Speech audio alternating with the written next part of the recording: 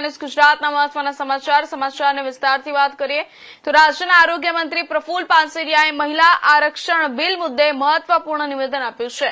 તેમણે જણાવ્યું કે વિપક્ષી દળો દ્વારા કરવામાં આવતો વિરોધ હકીકતમાં મહિલાઓનો વિરોધ છે। પ્રધાનમંત્રી નરેન્દ્ર મોદીનો પ્રજાજોગ સંદેશ ખૂબ જ સંવેદનશીલ અને દ્રઢ નિશ્ચય દર્શાવતો હતો।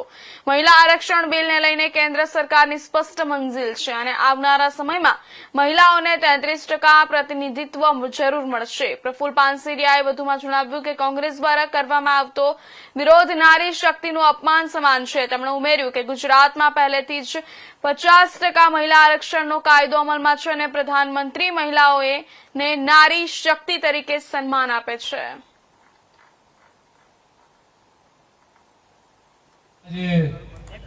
એક ટેબલ પર બેસી અને કામ કરવાનો મોકો મળ્યો। પૂર્વ મંત્રી શ્રી મુકેશભાઈ, આપણા સાંસદ શ્રી, શ્રદ્ધેય મંચ અને ખૂબ મોટી સંખ્યામાં ઉપસ્થિત સૌ કાર્યકર્તા ભાઈઓ તથા બહેનો, સમયની મર્યાદા છે એટલે કદાચ વધારે નહીં કહી શકું।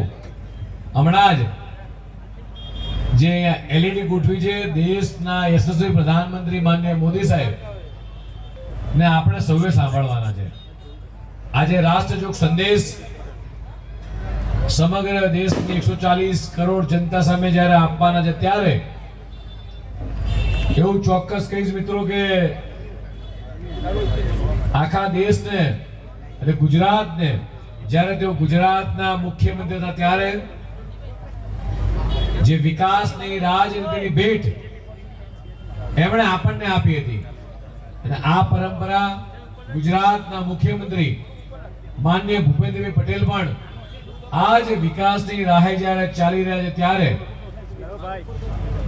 માનનીય પ્રધાનમંત્રી મોદી સાહેબ દ્વારા માત્ર ગુજરાત નહીં પણ દેશના તમામ રાજ્યોની અંદર તમામ શહેરો 140 કરોડ જનતા માટે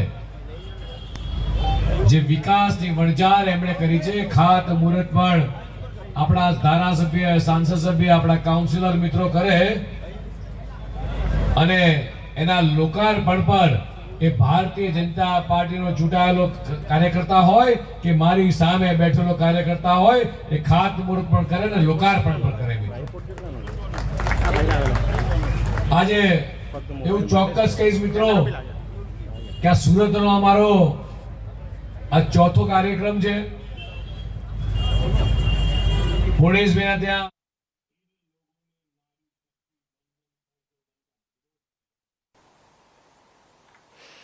સમાચારમાં આગળ વાત કરીએ તો વડોદરા